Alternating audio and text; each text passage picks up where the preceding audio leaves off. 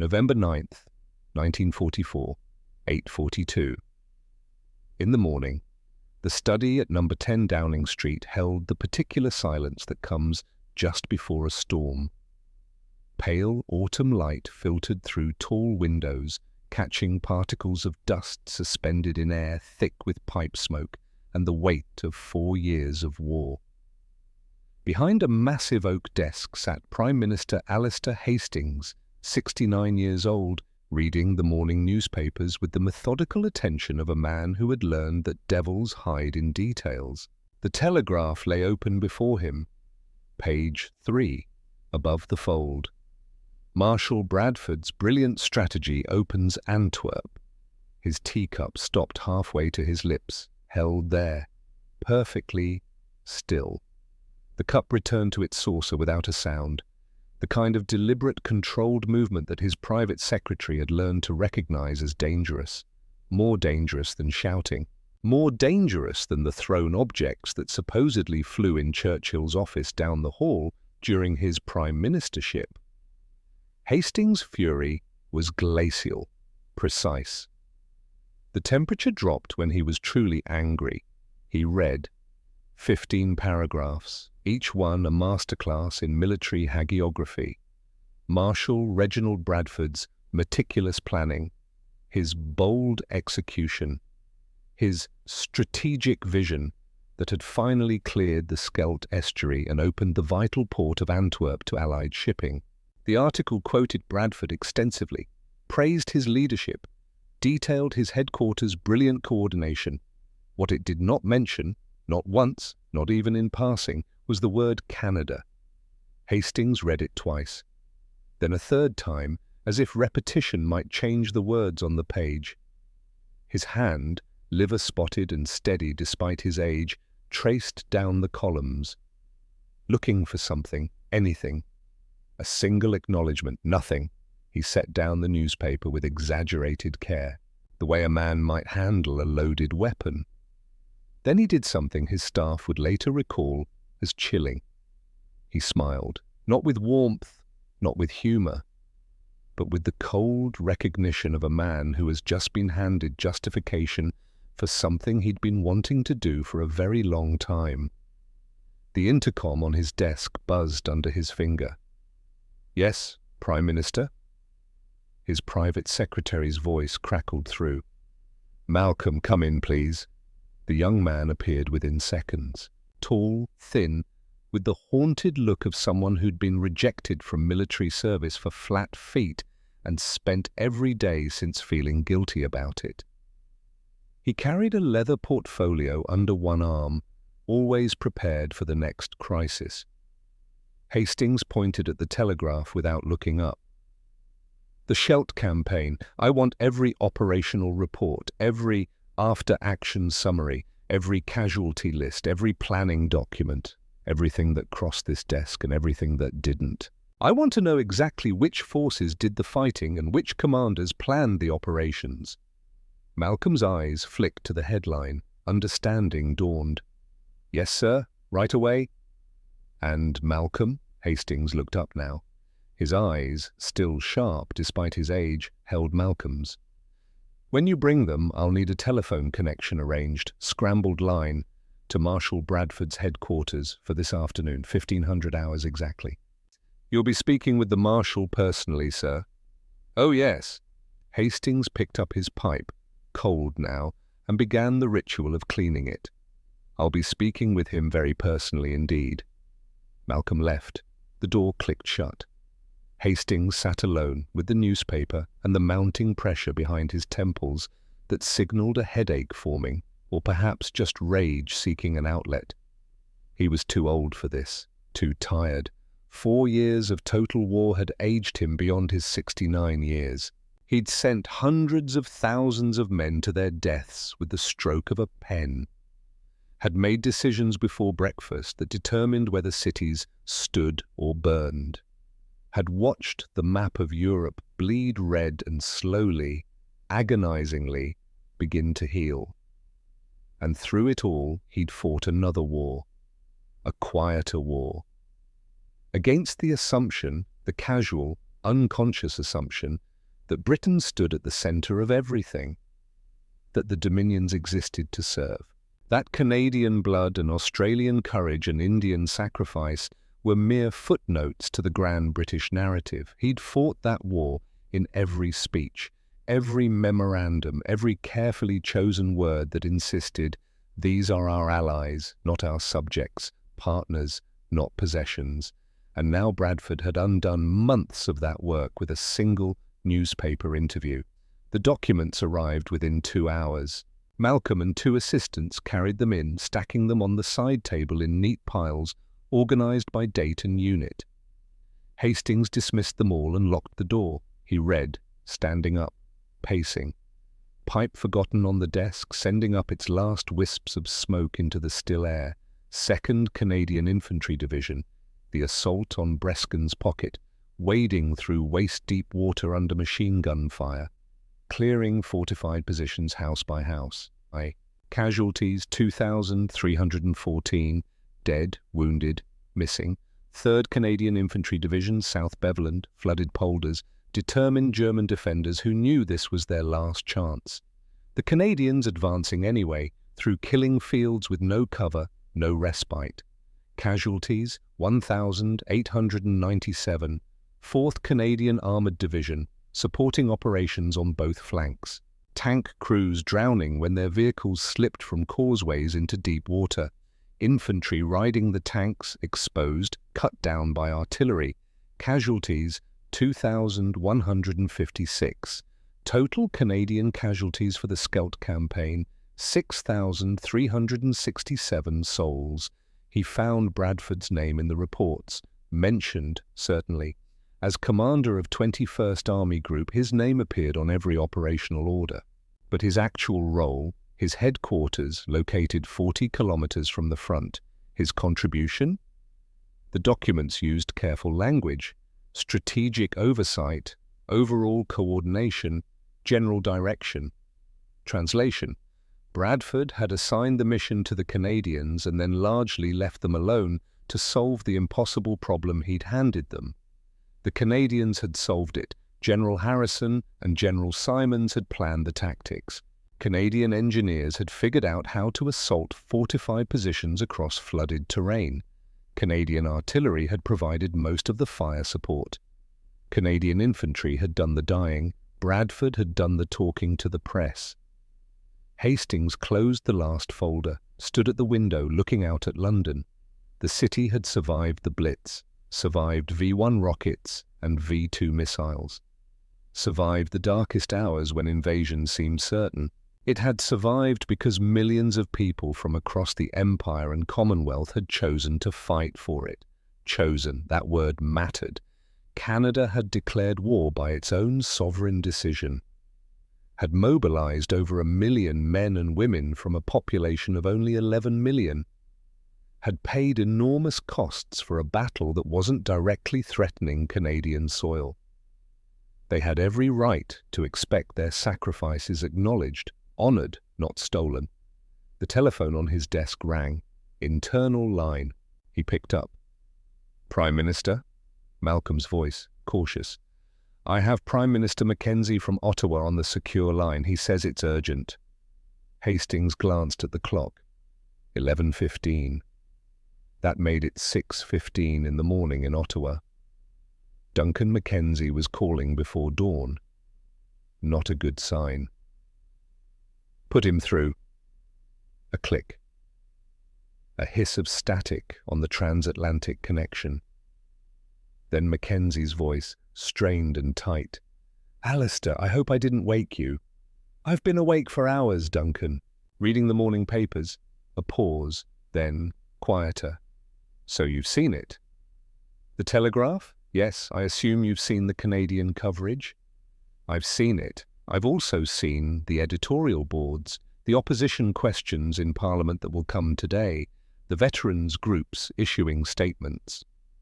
Mackenzie's voice carried the particular exhaustion of a man staring at political disaster.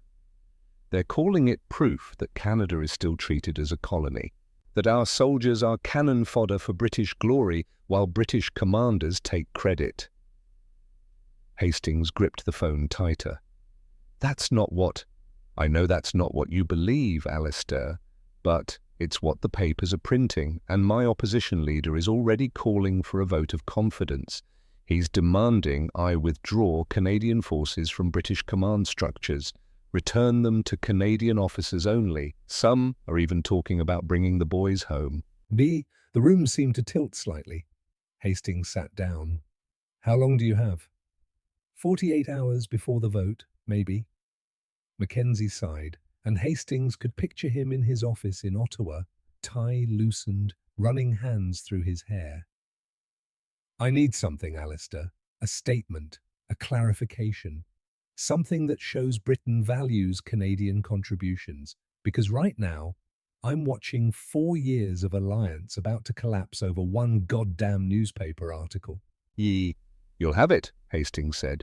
By 1800 hours London time today, Bradford will issue a correction. He'll acknowledge the Canadian forces properly. I give you my word. How can you be sure? Because I'm calling him this afternoon, and he will do it, or he'll discover exactly how far a Prime Minister's authority extends when properly motivated. Another pause.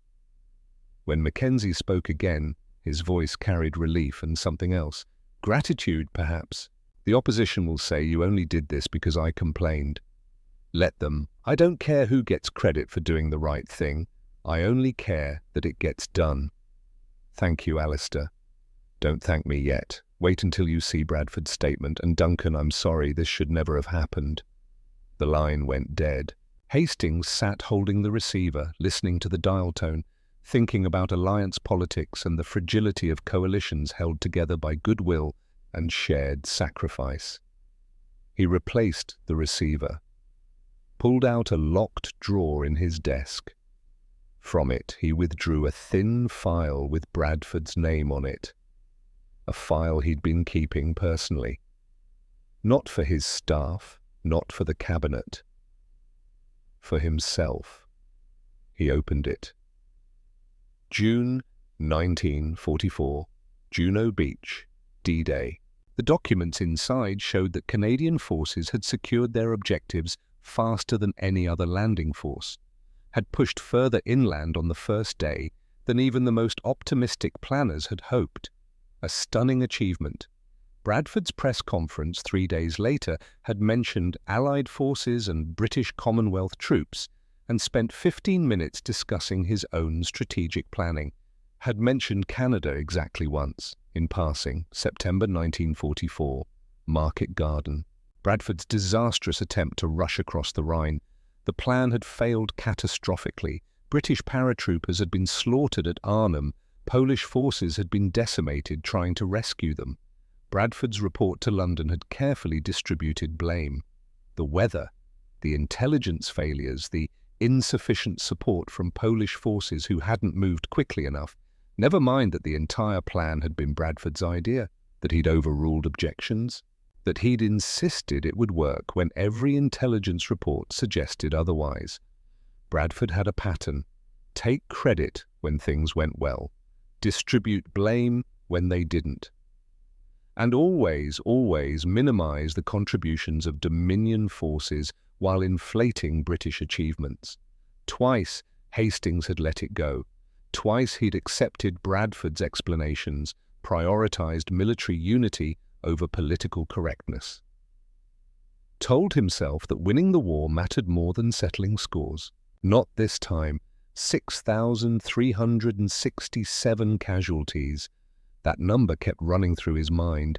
Each one a name, a family, a life cut short or permanently altered in flooded fields 40 kilometers from where Bradford had been drinking port in his headquarters. Those men deserved their truth told. Hastings began making notes. Not for the call itself, he'd speak from instinct and anger when the moment came, but for after. For the statement he'd draft if Bradford refused. For the speech he'd give to Parliament if necessary. For the full accounting he'd make public if Bradford forced his hand. He was still writing when Malcolm knocked at 14:30. "Sir, I apologize for interrupting, but Marshal Bradford's headquarters called. The Marshal wishes to speak with you at 1400 hours before your scheduled call. Hastings looked up, set down his pen with deliberate care. He wants to call me first. Yes, sir. His aide said the Marshal felt it would be more convenient to speak earlier, and— No, Malcolm blinked. Sir? Tell Bradford's headquarters that the Prime Minister appreciates the Marshal's consideration, but the scheduled time is 1500 hours, and that will be when we speak. Not before. The Marshal may consider that— I don't care what the Marshal considers. Hastings' voice remained calm, perfectly level, which somehow made it more final. He will speak to me when I call him, not when he decides to manage the conversation by calling first. Is that clear? Yes, Prime Minister. Malcolm retreated. The door closed. Hastings returned to his notes, but his mind was elsewhere.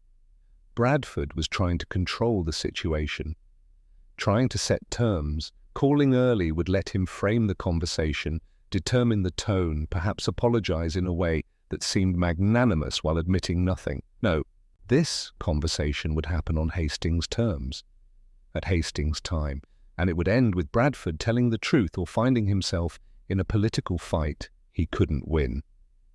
The clock on the mantel ticked toward 1500 hours. Hastings finished his tea, now cold, relit his pipe, reviewed his notes one final time. Then he set them aside. He wouldn't need them. Every word he wanted to say was already burned into his memory by 4 hours of reading casualty reports. At 14:55, Malcolm entered quietly and nodded. The line was ready. Hastings picked up the telephone, waited. At exactly 1500, he heard the connection click through. Time to make a Marshal tell the truth. 40 kilometers from London, 14:30 hours. Marshal Reginald Bradford's headquarters occupied a requisitioned country estate that had, in peacetime, belonged to a baron with more land than sense. Now the grand ballroom held maps instead of dancers. The library shelved operational orders instead of first editions. The drawing room, where ladies once took tea, now hosted briefings on artillery deployments and casualty projections. Bradford stood at the window of what had been the master bedroom, looking out over manicured gardens gone slightly wild from wartime neglect. At 57, he cut an impressive figure still, tall, straight-backed, with iron grey hair and the kind of face that photographers loved, strong jaw, clear eyes, the look of command that came naturally to men born expecting to lead. His aide, a nervous captain named Hewitt, stood near the door with a leather folder tucked under his arm. Sir, the Prime Minister's office confirmed the call for 1500 hours. They declined your offer to speak earlier. Bradford turned from the window. Declined? Yes, sir. Rather firmly, I'm told.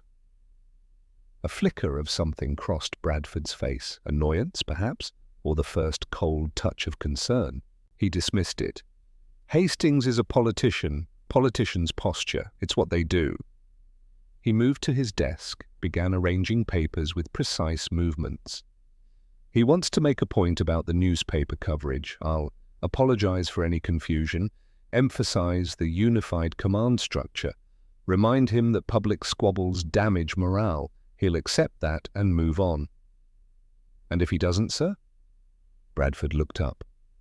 Captain, I've commanded armies in North Africa, Sicily, Normandy, and now Belgium. I've planned operations involving hundreds of thousands of men. The British public sees me as the man winning this war on the Western Front. He picked up a pen, tapped it against the desk. Hastings is Prime Minister because he's old and steady and doesn't frighten the horses. He's not going to pick a public fight with his most successful field marshal over press coverage. Hewitt said nothing. Bradford took that as agreement. Besides, Bradford continued, settling into his chair, I have the operational reports on my side. As Army Group Commander, I am responsible for everything that happens under my command. Success flows upward through the chain of command. That's how military organizations function. It's not personal, it's structural. The Canadians might see it differently, sir. The Canadians. Bradford's tone carried the weight of 4 years of frustration. Competent soldiers, good fighters, certainly, but their commanders get sensitive about recognition, always wanting their contributions highlighted, as if holding one's position in a larger operation deserves special acknowledgement. He shook his head. We're fighting a war, not competing for participation trophies. Hewitt shifted his weight. Sir, with respect, the casualty figures from Scheldt. I know the casualty figures. Bradford's voice sharpened. I sign off on them personally, every one. Do you think that's easy? Do you think I enjoy sending men to their deaths? He stood, walked back to the window. But this is war. Men die. That's the transaction, the terrible arithmetic. And yes, the Canadians took heavy losses at Scheldt, because I gave them the mission, because I trusted them to accomplish it. Should I apologize for having confidence in them? No, sir, of course not. This conversation with Hastings will be brief and professional. I'll acknowledge the Canadian contribution more explicitly. Perhaps send a commendation through official channels, make sure Harrison and Simons receive appropriate recognition. The politicians can have their gestures and we'll get back to fighting the war. He glanced at the clock. 14:45. Have them put the call through to my office at 1500 hours exactly. I'll take it at my desk. Hewitt saluted and withdrew. And Bradford returned to his papers, already thinking past this inconvenience to the operations planned for December. The push toward the Rhine, the final drive into Germany, the victory that would cement his place in history beside Wellington and Marlborough. The call from London was a minor irritation, nothing more. 1500 hours, precisely. The telephone on Bradford's desk rang. He let it ring twice, 3 times, establishing that he wasn't eager, then picked up. Marshal Bradford.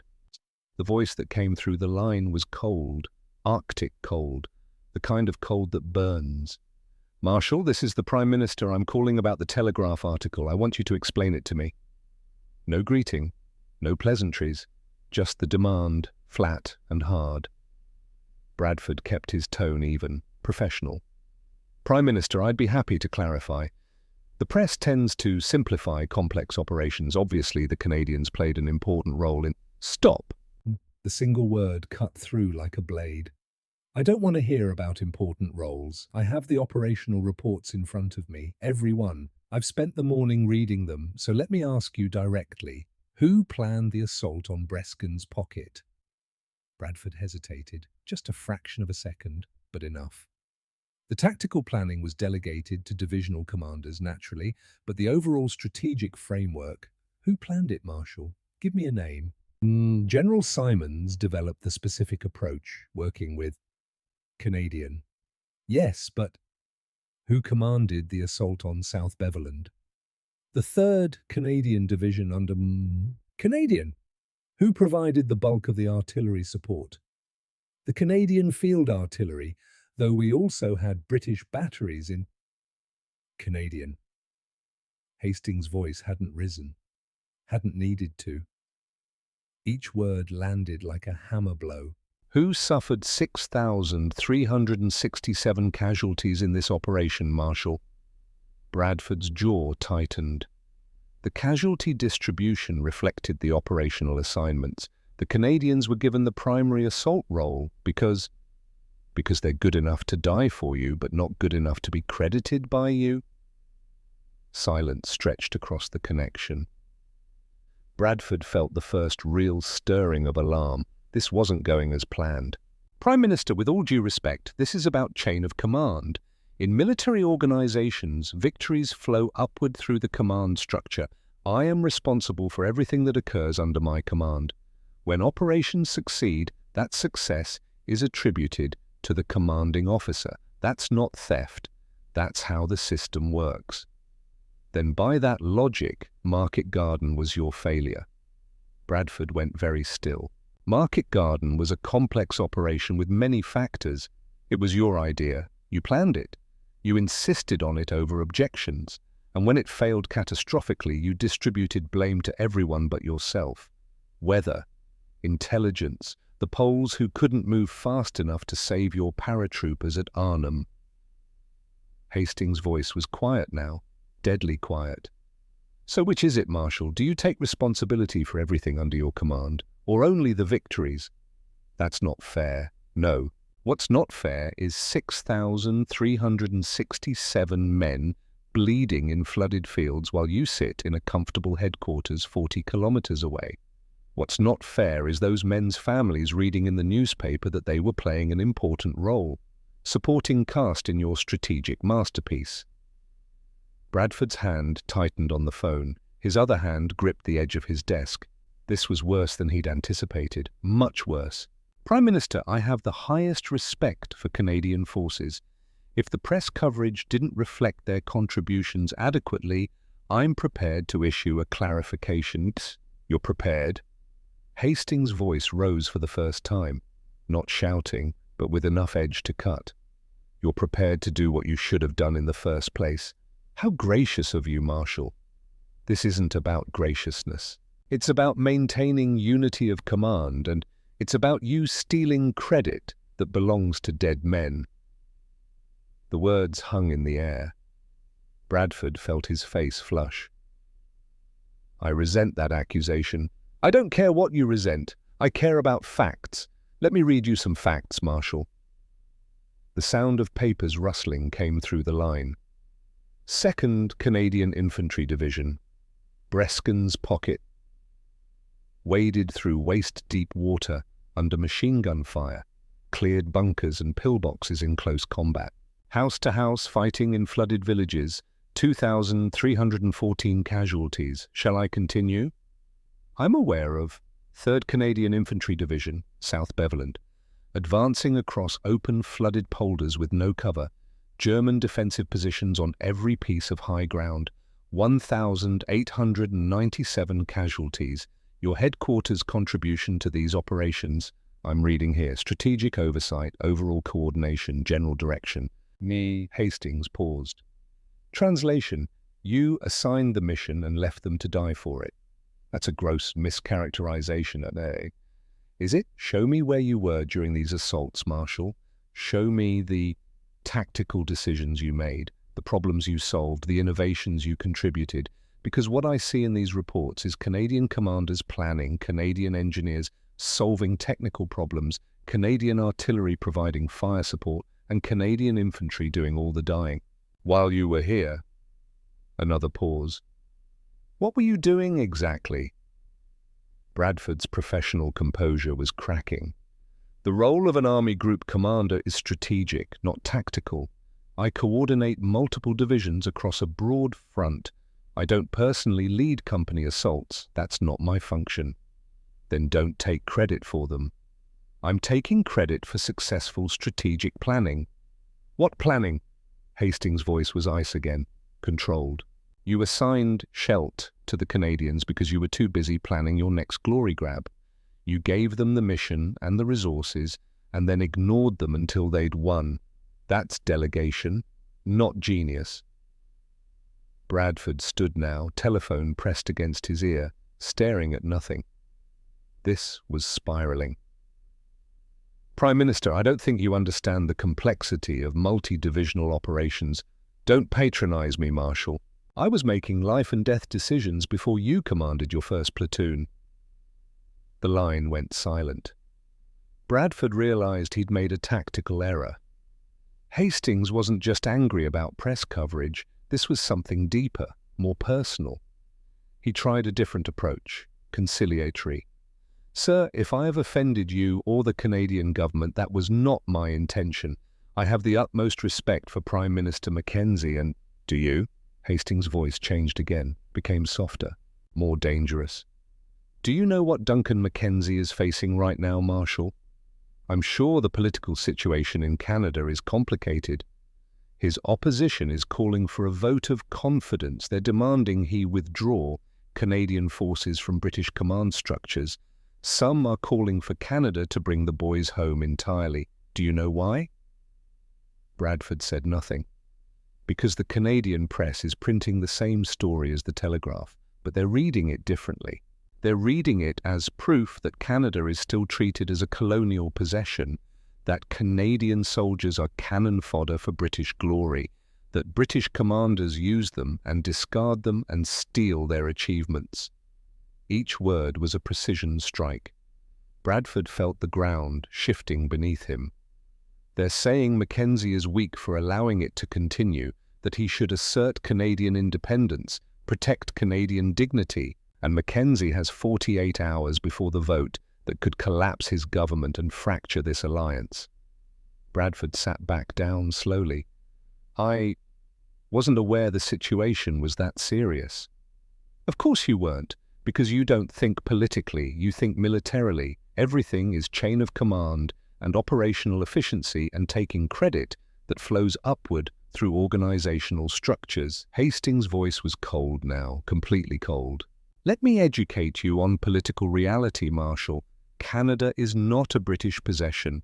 It is an independent dominion that chose to enter this war by its own sovereign decision. Canadian troops serve under your command because the Canadian government agreed to integrated command structures. They can disagree anytime they want. Surely they wouldn't. They will if you keep giving them reasons to. The words were clipped, final. If Mackenzie's government falls, the next one will be run by isolationists. They'll pull Canadian forces back, reassign them to purely Canadian command, maybe withdraw them from the European theatre entirely. And when the Americans see that, when they see our alliance fractured over your inability to share credit, what do you think happens to Anglo-American cooperation? Bradford felt cold sweat on his palms. He'd been thinking about this as a public relations problem, an irritation to be managed. He hadn't considered the strategic implications, the political earthquake that could follow. Marshal, are you still there? Yes, Prime Minister. Good. Because I want you to understand what's at stake. This isn't about your ego. It's not about press coverage. It's about whether the alliance that's winning this war survives your need to be seen as the hero. Hastings paused. Do you understand that? Yes, sir. I don't think you do. The voice was harder now. So let me make it very clear. You will contact the British press immediately. Today, you will issue a clarification, and it will state explicitly and without qualification the following facts. Bradford reached for a pen. His hand was trembling slightly. 1. The Scheldt operation was planned and executed by 1st Canadian Army under Canadian command. 2. You will name General Harrison and General Simons specifically as the commanders responsible for the tactical planning and execution. 3. You will detail the Canadian casualties, all 6,367 of them. 4. You will acknowledge the Canadian tactical innovations that made success possible, fighting in flooded terrain, assaulting fortified positions across water obstacles, all of it. Prime Minister, I'm not finished. 5. You will make it unmistakably clear that this was a Canadian victory in which you had a coordinating role as Army Group Commander, but not an operational planning or tactical execution role. Is that clear? Bradford's mind raced. He could feel the walls closing in. Sir, issuing such a comprehensive clarification will make it appear that I was attempting to steal credit from the Canadians. It will be personally embarrassing. It could damage my reputation and my ability to command effectively going forward. Yes, Hastings said, it will be embarrassing. You've earned that embarrassment through your conduct. But surely we can find a middle ground. There is no middle ground between truth and lies, Marshal. Bradford played his last card. Prime Minister, with respect, press relations are not within your direct authority over field commanders. If I choose not to issue such a statement, then I will do it for you. The words fell like stones into deep water. I will release a statement from 10 Downing Street. I will attach the full operational reports. I will detail every Canadian casualty, every Canadian innovation, every Canadian achievement. I will call an emergency session of Parliament. I will spend 2 hours on the floor of Commons praising Canadian sacrifice in the Scheldt campaign. and I will make very sure that everyone understands why the Prime Minister felt compelled to intervene. Silence. I will make sure every journalist in London knows that Britain's Prime Minister had to publicly correct his own Field Marshal because that Marshal refused to acknowledge Allied contributions. How do you think that will play in the press, Reginald? How will that affect your reputation, your ability to command? Bradford's jaw was clenched so tight his teeth ached. You're threatening me. No, I'm giving you a choice. Issue the clarification yourself. Take control of the narrative and survive this with your dignity bruised but intact. Or force me to do it for you and watch your reputation destroyed publicly. Those are your options. Pick one. This is political blackmail. This is leadership. Hastings' voice was granite now. Real leadership means giving credit down the chain, not taking it up. It means protecting the people you command, not exploiting them for glory. It means understanding that your power comes from their sacrifice and that sacrifice deserves honor, not theft. Bradford said nothing. There was nothing to say. He'd been outmaneuvered completely. I'm waiting for an answer, Marshal. The clock on Bradford's desk ticked. 5 seconds. 10. 15. I'll issue the clarification. Today, by 1800 hours. Yes. No. Read me the draft before you release it. I want to make sure there are no weasel words, no qualifications, no subtle ways of taking credit while pretending to give it away. Understood? And Reginald? The use of his first name somehow made what came next worse. Let me give you some guidance for the future. Canadian forces under your command are not British troops who happen to be stationed in Canada. They are sovereign forces contributed by an independent ally. They deserve the same respect you would give American forces or Free French forces. When they achieve victories, those victories belong to Canada, not to Britain, and certainly not to you personally. Yes, Prime Minister. If you cannot accept that, if you cannot treat Dominion forces with the respect they've earned, then perhaps we need to reconsider your command of army groups that include substantial, non-British forces. The threat was unmistakable. Bradford could be removed, replaced. His career ended not by military failure, but by political necessity. That won't be necessary, sir. I understand. I hope you do, because this is your last chance, Marshal.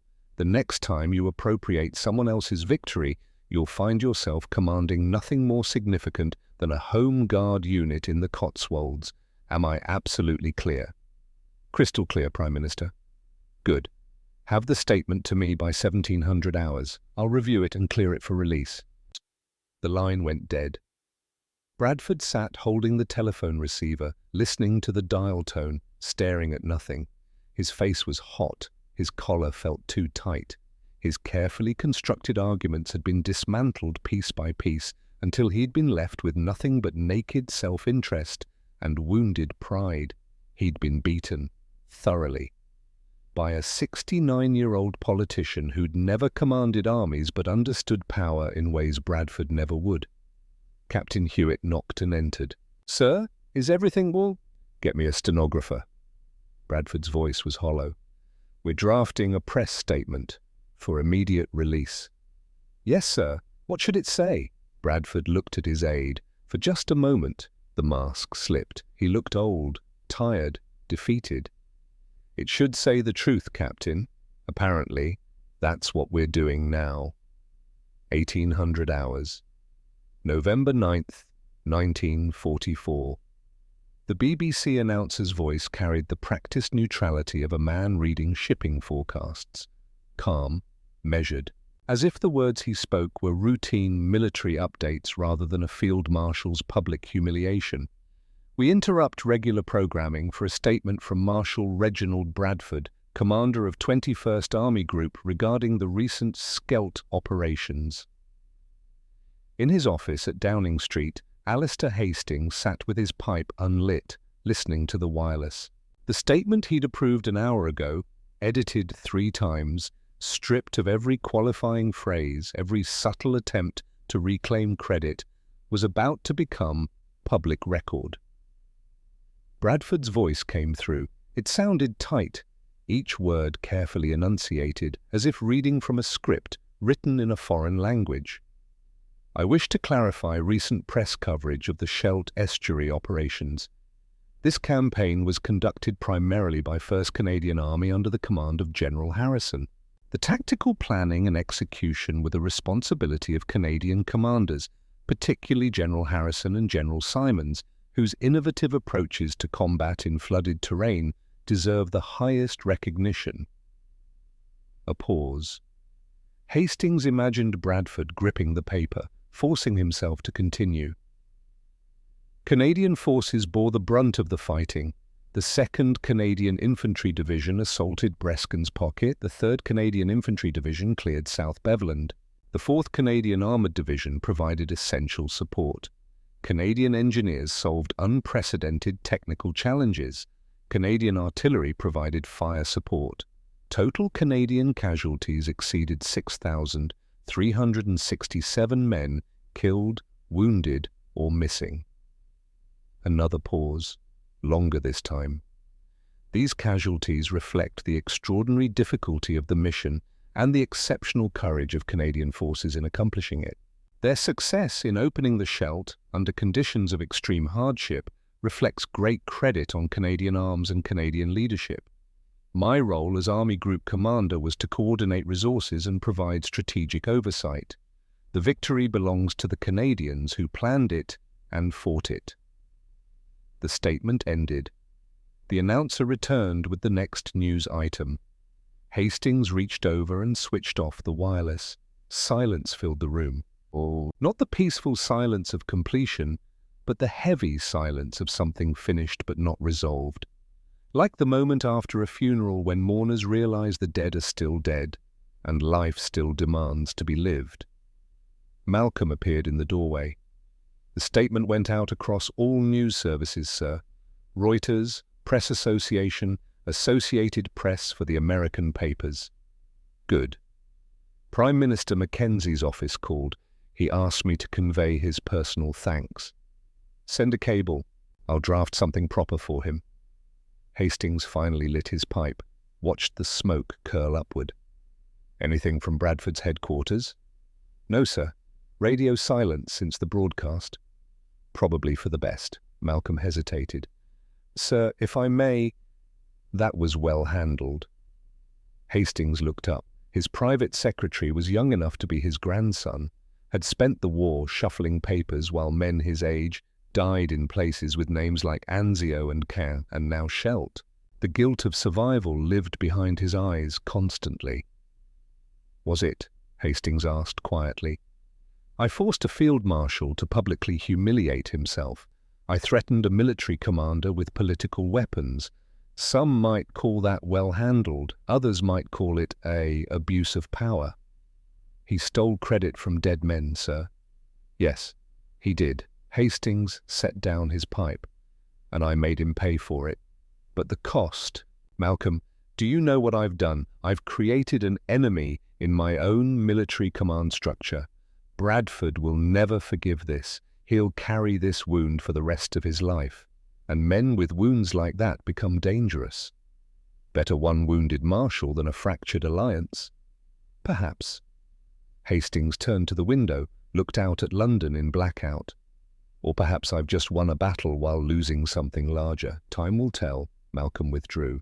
Hastings sat alone with his thoughts and the growing realization that this victory felt hollow. Bradford had issued the statement. Mackenzie's government would survive. The crisis was averted, but nothing fundamental had changed. He pulled out paper and began writing. Not the cable to Mackenzie. That could wait. This was personal. A journal entry he'd been composing in his head since the morning. November 9th, 1944. Today I forced a marshal to tell the truth, but truth shouldn't require force. If I have to threaten commanders to make them acknowledge their own soldiers' sacrifices, then we've already lost something essential. Leadership shouldn't mean hoarding credit. It should mean giving it away. Power flows from the bottom up, not the top down. The men in Scheldt, who waded through freezing water under machine gun fire, they gave Bradford his authority. Their blood purchased his rank. And he repaid them with silence. I've won today. Bradford will issue his clarifications. The Canadians will be recognized, the alliance will hold, but I've been fighting this battle for 4 years now, and I realize with growing certainty that I'll be fighting it for however many years I have left, because this isn't about Bradford. He's a symptom. The disease is older and deeper. He paused, pen hovering over paper, then continued. We built an empire on the assumption of British superiority, centuries of ruling India, Africa, the Caribbean, treating whole peoples as subjects rather than partners. And now we ask the Dominions to fight beside us as equals, but we can't quite believe they are equal. Officers like Bradford command Canadian and Australian and South African troops with the same casual assumption of British primacy that his grandfather commanded sepoys in Bengal. The Canadians chose to fight. Australia chose. New Zealand chose. They crossed oceans to defend principles they believed in, not because we ordered them, because they decided, and we repay that choice by stealing their glory. One phone call won't change centuries of attitude, but perhaps it's a start. He signed it, locked it away in his desk. History could judge it later. Or not. He'd be dead and wouldn't care. The cable to Mackenzie took longer to compose. It had to strike the right balance, reassurance without condescension, solidarity without presumption, partnership between equals. Duncan, matter addressed. Bradford's statement broadcast across all services. Full acknowledgement of Canadian planning, execution and sacrifice. The credit belongs where it always belonged, with your soldiers. I regret that my intervention was necessary. It should not have been. Your forces deserve recognition as a matter of course, not as a political emergency. That it required the Prime Minister's office to enforce basic honesty suggests deeper problems we must address. Canada fights beside Britain by choice. That choice creates obligations that run both ways. You have honored your obligations with blood. We must honor ours with respect. Yours in continued partnership, Alistair. He sealed it, sent it through secure channels, then sat back and waited for what came next. What came next was silence, for days, for weeks. Bradford issued no further statements, made no public appearances. His headquarters functioned with mechanical efficiency, but the man himself seemed to have withdrawn behind walls of wounded pride. Hastings received reports through military channels. Bradford was performing his duties, coordinating divisions, planning operations. But something had changed. A coldness had entered his interactions with Canadian commanders. Not insubordination, nothing so overt. Just the minimal cooperation required by regulations and not 1 degree warmer. General Harrison reported it privately. He treats us correctly, Prime Minister. Everything by the book, but there's ice there now. He resents us for his humiliation. He should resent me, Hastings said. I'm the one who forced his hand. With respect, sir, you did what had to be done. We're grateful. Don't be. I didn't do it for gratitude. I did it because the alliance required it. Hastings paused. How are your men? They heard the broadcast. Some of them cried, sir. Grown men who'd fought through Normandy and the Scheldt, crying because someone finally acknowledged what they'd done. Harrison's voice carried weight. That's what we were fighting for, not territory, not strategy, just to be seen, to have our sacrifice recognized. After Harrison rang off, Hastings sat holding the telephone, thinking about soldiers crying because a field marshal had finally told the truth. The image haunted him. December 1944 through May 1945, the war ground on. Bradford commanded operations in Belgium and Holland. Canadian forces continued fighting under his command because the alternative was chaos and organizational collapse. But the relationship had changed. What had been integration became coexistence. What had been cooperation became cold professionalism. Hastings watched it from London, made speeches praising Canadian contributions, ensured that decorations and honours flowed to Canadian commanders, maintained careful communication with Mackenzie, managing a political relationship that had become more fragile than either man wanted to admit. In March, when plans for the final assault into Germany were being drafted, Hastings noticed that Bradford's name was absent from the lead elements. The honour of the final drives toward Berlin went to American commanders, to British generals who'd served under other army groups, to anyone but Bradford. He asked Eisenhower about it privately. "Bradford's capable," the American Supreme Commander said carefully, "but he's become difficult. The other commanders don't trust him. They think he'll claim their victories. We're putting him on secondary objectives where the glory matters less." So Bradford's punishment wasn't just Hastings' phone call, it was the quiet exile that followed. The recognition that a commander who steals credit cannot be trusted with the operations that make history. The war in Europe ended in May. Victory celebrations in London. Hastings stood on the balcony at Buckingham Palace with the King and Churchill and cheering crowds below, but his mind was elsewhere, thinking about Canadian soldiers who'd made this possible, wondering how many of them felt truly recognized for what they'd done. 1946. Bradford's memoirs were published. Hastings read them with growing disgust. The Scheldt operation received 3 pages. Bradford described his strategic planning, mentioned Canadian forces in passing, footnoted the casualties, managed to claim credit while technically acknowledging others' contributions. The technique was masterful. Every sentence could be defended as factually accurate, but the overall impression was clear. Bradford had won Scheldt, others had helped. Canadian historians responded. Detailed studies, operational analyses, testimonies from soldiers who'd been there. They methodically proved what Hastings already knew.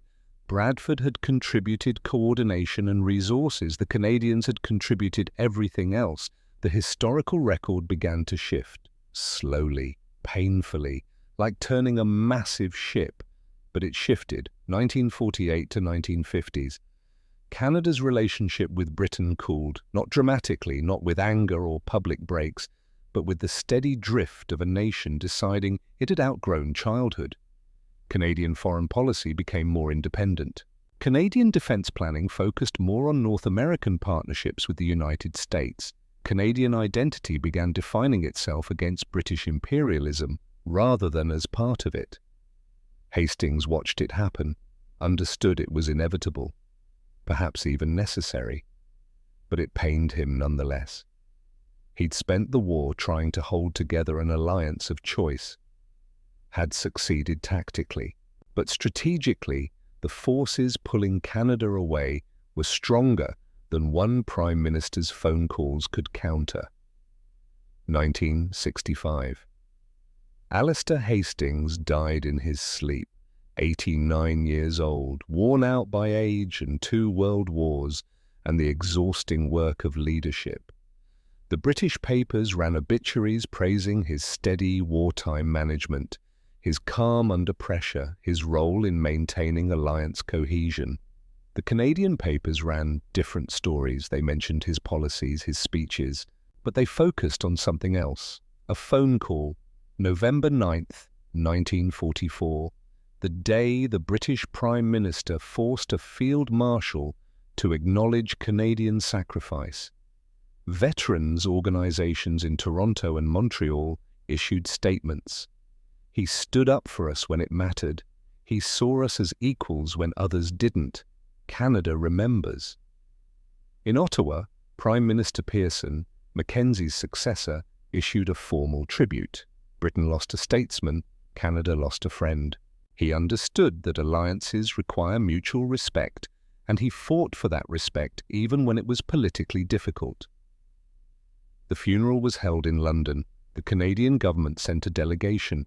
Canadian veterans came on their own, old men now in their 60s and 70s, wearing medals and memories. One of them, a former sergeant who'd fought at Scheldt, was interviewed by a reporter outside Westminster Abbey. "Why did you come all this way?" The old soldier looked at the reporter like the question was stupid. "Because he gave a damn. Most of them didn't. Most of the British brass treated us like colonials, good enough to die, not good enough to be credited. But Hastings..." He made Bradford tell the truth. That mattered, still matters. One phone call can change everything, son. If the person making it has enough spine to back it up. 1976. Reginald Bradford died at 78. Heart failure, quick, relatively painless.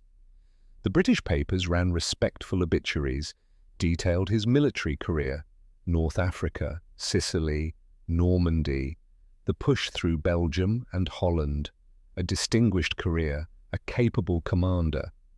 The Canadian papers ran shorter pieces, factual, cold. They mentioned his accomplishments. They also mentioned the Scheldt incident, the stolen credit, the forced clarification. It had become the defining story of his legacy in Canada. No Canadian veterans organizations issued statements. No special delegations attended the funeral. The silence spoke louder than words. One Canadian historian, writing Bradford's entry for a military encyclopedia, summarized his career with brutal efficiency. A talented operational commander whose inability to share credit with Dominion forces ultimately limited his historical reputation and damaged alliance relationships at critical moments. 31 words. They didn't mention the phone call directly, didn't need to. Everyone knew what they meant. The present day. The Scheldt campaign is taught at Canadian military colleges, required study. Not just the tactical lessons, how to fight in flooded terrain, how to assault fortified positions, but the political lessons, how alliances fracture, how credit matters, how recognition isn't generosity, but justice. The story of Hastings' phone call appears in the curriculum. Students analyze it as a case study in alliance management. Political courage, the use of authority to enforce principle. Some of the questions they discuss: was Hastings right to threaten Bradford? Did the ends justify the means? Where is the line between political leadership and military interference? The answers vary. But one thing doesn't. Every Canadian student knows the story, knows that once when credit was stolen, someone in power gave it back, made it right, stood up. That memory persists, shapes, defines how Canada sees itself in international partnerships, wary of being used, insistent on recognition, willing to walk away if respect isn't forthcoming. Veterans of the Scheldt are mostly gone now. The last few die each year. Old men in their 90s taking their memories with them. But before they go, many of them tell the story to grandchildren about the campaign, about the casualties, about the field marshal who tried to steal their victory and the prime minister who made him give it back. The grandchildren don't always understand why it matters so much. It was 80 years ago, ancient history. Everyone involved is dead, but the old soldiers know. They remember what it felt like to be invisible, to sacrifice everything and have someone else claim the glory, to be used and discarded and forgotten. And they remember that once someone refused to let that happen. Someone with power chose to use it properly, not for personal gain, not for political advantage, but for simple justice. That memory is worth preserving, worth passing down, because it answers a question that every generation asks. Do the powerful care about the powerless? Will anyone stand up when standing up is hard? Once the answer was yes. Alistair Hastings, 69 years old, exhausted by war and politics and the endless grind of leadership, sat in his office and made a phone call, forced a field marshal to tell the truth, saved an alliance, changed how a nation saw itself. He never claimed credit for it, never spoke about it publicly. When asked about the incident later, he deflected, said he was just doing his job, that any prime minister would have done the same, but they wouldn't have. Most wouldn't have noticed. Most wouldn't have cared. Most would have prioritized military unity over political correctness, would have let Bradford have his glory, would have sacrificed Canadian dignity for operational convenience. Hastings saw further, understood that power without principle is just force. That leadership means protecting those who cannot protect themselves, that 6,367 casualties deserved more than footnotes in someone else's victory narrative. The lesson endures.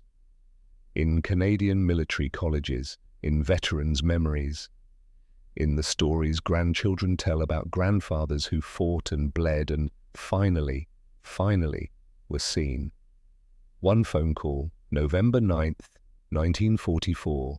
It couldn't change centuries of imperial assumption, couldn't prevent the slow drift of Canada away from British orbit, couldn't make Bradford a better man or teach a generation of officers to share credit graciously. But it could do one thing, one essential thing. It could tell the truth, could say aloud what needed saying, could make the powerful acknowledge the sacrifice of the powerless. And sometimes that's enough. Sometimes that's everything. The sun set over London, over Ottawa, over the fields of Scheldt, where decades ago men waded through freezing water and died for a victory that nearly wasn't theirs. Alistair Hastings sat in his office alone, writing in his journal, 6,367 reasons I made that call. And I'd do it again. He closed the journal, locked it away. Outside, the war continued, but in that moment, in that office, one small piece of justice had been served. It would have to be enough.